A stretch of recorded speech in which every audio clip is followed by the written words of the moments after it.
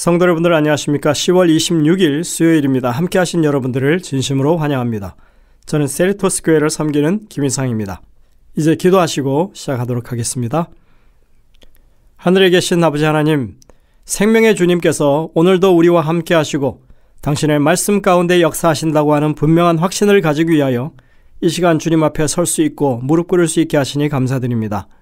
저희들이 말씀을 펴고 주의 성령의 인도하심을 간구하오니 우리와 함께 하시고 우리가 말씀을 통하여 하나님의 뜻을 분명히 깨우치는 시간이 될 수 있도록 인도하여 주옵소서.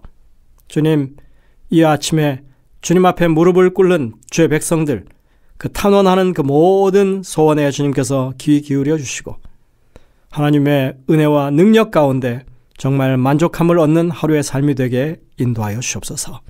특별히 질병으로 고통당하는 주의 백성들, 주님께서 불쌍히 여기시고 그 연약한 부위에 주의 권능의 손길로 함께 하셔서 치유가 일어날 수 있도록 도와주시고 새로운 힘으로 이 하루의 삶을 영위할 수 있도록 주님 역사하여 주옵소서.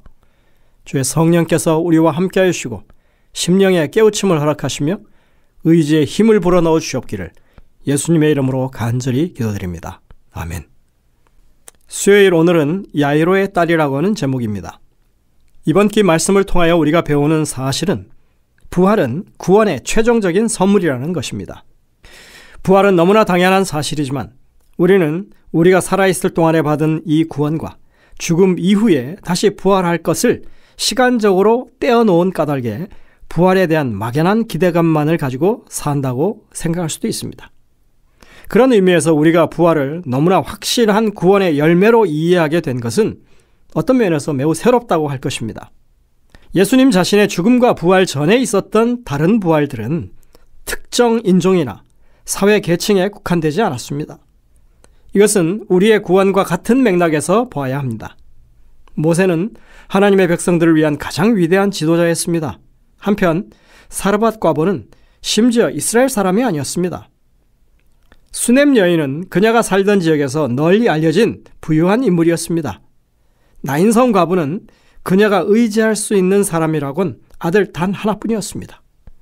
이와 반대로 야이로는 가버나움의 회당장이었습니다. 인종적인, 경제적인, 문화적인 배경이나 혹은 사회적인 계층에 상관이 없이 이들 모두는 하나님의 생명을 주시는 능력으로 인해 축복을 받았던 사람들입니다. 복음은 세상 살아가는 모든 민족과 방언과 종족과 백성에게 꼭 전해져야 할 기별입니다. 마찬가지로 부활도 죽음의 그늘 속에 살아가는 모든 사람들에게 반드시 주어져야 할 선물인 것입니다. 우리 자신도 이것에 대한 확신을 분명히 가져야 할 뿐만 아니라 주변에 우리가 전도하는 모든 사람들에게도 반드시 이것을 가르치고 그 확신을 갖도록 해야 하는 것입니다. 오늘 우리는 회당장 야이로의 딸을 살리신 이야기를 살펴보려고 합니다. 그 이야기는 마가복음 5장 21절부터 43절에 나옵니다. 우리가 어제 살펴봤던 나인성 과부의 아들을 살리신 것은 예수님의 공생의 첫 번째 부활 사건이었습니다. 그리고 이번에 이것은 두 번째 부활 사건입니다. 예수님은 거라사에 두 귀신 들린 사람을 고치신 후에 배를 타고 다시 가버나움으로 가십니다. 그것에 도착했을 때 야이로라고 하는 회당장이 예수님을 찾아옵니다. 야이로에게는 12살 난 딸이 있었는데 죽을 병에 걸려서 거의 이제 임종을 앞둔 그런 상태에 있었습니다. 야이로는 예수님께 자기 집에 오셔서 죽어가는 딸 위에 그분의 치유하시는 손을 얹고 살게 해달라고 간청했습니다. 예수님은 그의 요청에 따라서 그의 집이 있는 곳으로 발걸음을 옮기십니다. 마가는 이 이야기를 기록하면서 그의 집에 가는 길에 12년 동안 혈루증을 앓던 가련한 여인이 예수님을 찾아온 이야기를 또 하고 있습니다. 12살 된 어린 소녀, 그리고 12년간이나 불치병으로 고통당하는 한 여인의 상황이 지금 대조되고 있습니다. 야이로의 딸은 지금 목숨이 경각에 달려있는 긴급한 상황이었고 이 여인은 12년이라고 하는 긴 세월 동안 만성적으로 고통을 겪고 있는 그런 여인이었습니다. 예수님께서 병을 고치고 귀신 들린 자들을 고쳐주시고 많은 이적을 행하신다고 하는 소문이 주변에 많이 퍼져 있었기 때문에 예수님을 만나기 위해서 많은 사람들이 그 길거리에 몰려들었습니다. 야이로의 집까지 가는 것이 얼마나 먼 거리인지는 우리가 알지 못하지만 야이로의 입장에서 생각해 보자면 한 걸음이라도 재촉해야 할 그런 상황인 것은 분명합니다. 오늘날 응급 상황에서 긴급 구호를 할 때 의료진들은 환자를 보살피는 우선순위를 가지고 있다고 합니다. 아예 가망성이 없는 사람은 그 우선순위에서 뒤로 밀립니다. 지금 당장 조치를 취하면 살 사람은 우선적으로 취급합니다. 오늘날의 의료진 같으면 지금 같은 이 상황에서 예수님이 긴급한 환자를 놔두고 지금 만성병에 고통당하는 그 여인을 만난 일은 경우에 맞지 않는 것처럼 보여줄 수 있습니다. 예수님이 지금 12살 난 그 소녀가 죽기 전에 가셔서 치유하시는 것이 맞다고 할 것입니다. 그러나 주님은 그 혈루증 앓던 여인을 우선시하십니다. 많은 군중에 둘러싸여서 걷는 속도가 느린 상황에서도 주님은 서두르지도 않으십니다. 주님은 그 여인이 수치를 당할까봐 몰래 주님의 옷자락을 만진 사실을 이제는 모든 사람에게 알게 하십니다. 그리고 그 여인의 병이 나았다고 하는 것을 모든 사람에게 보이십니다. 그리고 마가는 그 여인의 병이 어떻게 낫게 되었는지, 그녀의 마음이 어떤 상태에서 그렇게 행동했는지에 대해서 자세히 적고 있습니다. 이는 내가 그의 옷에만 손을 대어도 구원을 받으리라 생각했기 때문이라고 마가는 기록하고 있죠. 이 사실을 어떻게 알았을까요?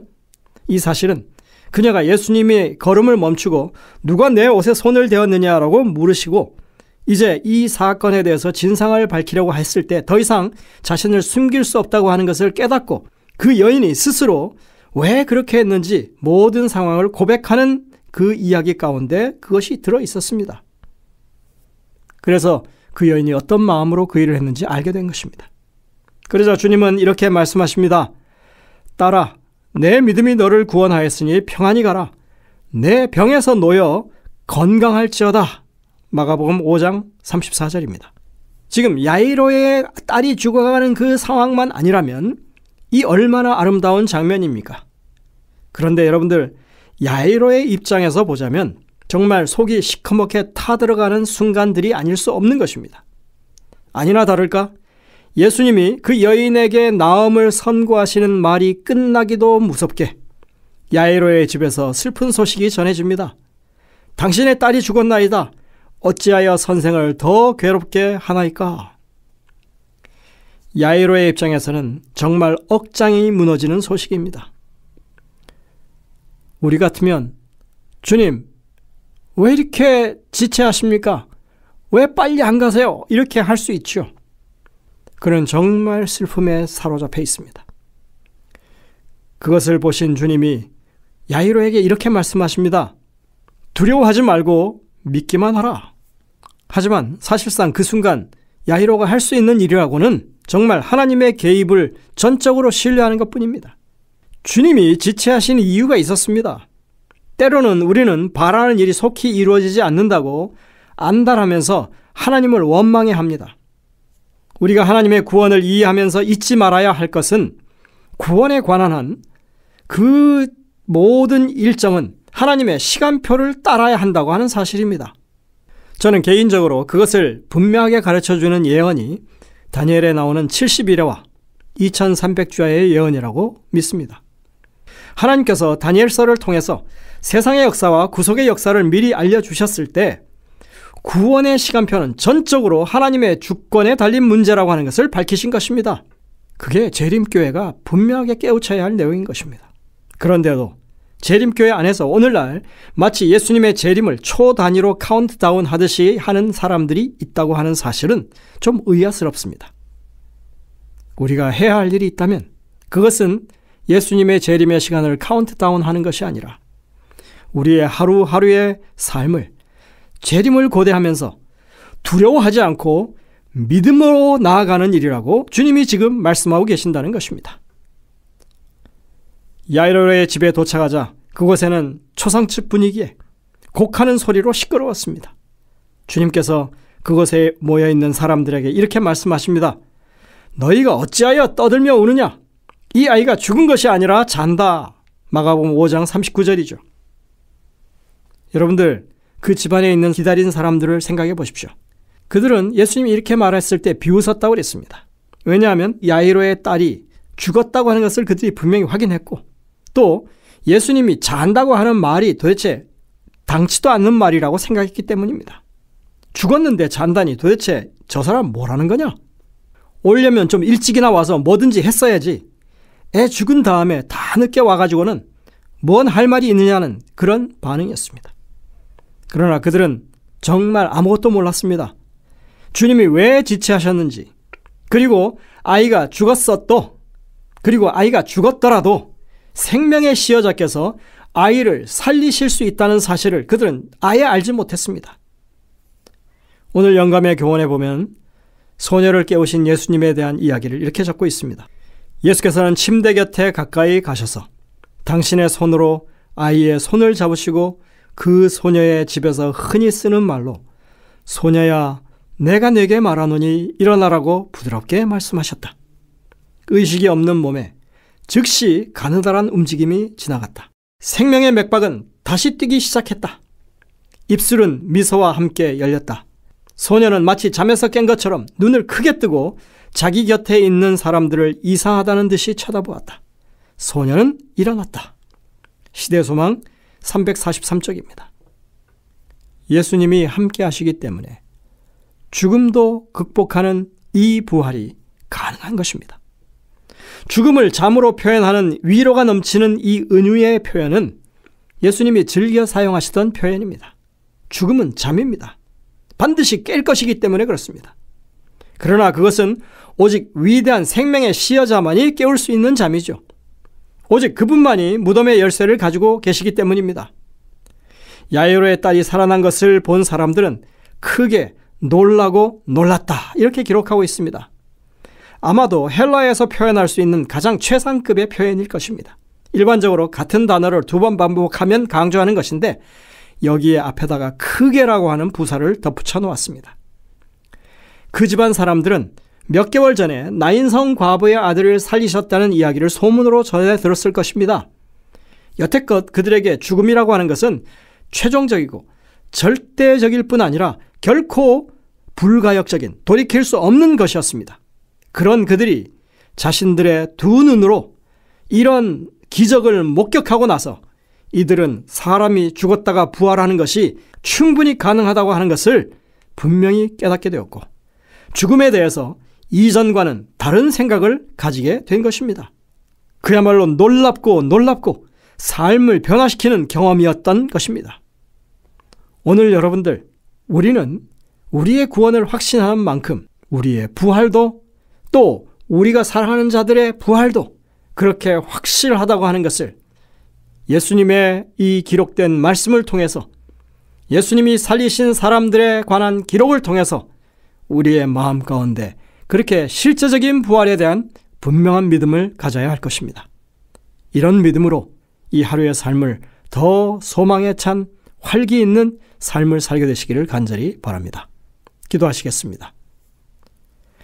하늘에 계신 아버지 하나님, 참으로 우리에게 분명한 구원이 있고 부활이 약속되어 있다고 하는 이 사실을 다시 한번 우리가 깨우치고 마음 가운데 주님을 담대히 섬길 수 있도록 하시니 감사드립니다. 저희들을 지혜롭게 하셔서 우리의 삶과 죽음의 이 위태로운 이 경계에 놓여 있는 우리의 삶이 아니라 주님께서 보장하시는 영생이 우리에게 이미 주어져 있다고 하는 이 놀라운 사실을 우리가 믿음으로 받아들이고 그렇게 주님 앞에 담대히 살아갈 수 있는 저희 모든 성도들이 될 수 있도록 인도하여 주옵기를 예수님의 이름으로 간절히 기도드립니다. 아멘. 네, 여러분들 오늘도 이 주신 말씀들을 깊이 묵상하면서 주님의 음성을 듣게 되시길 바랍니다. 저희들은 내일 다시 뵙겠습니다.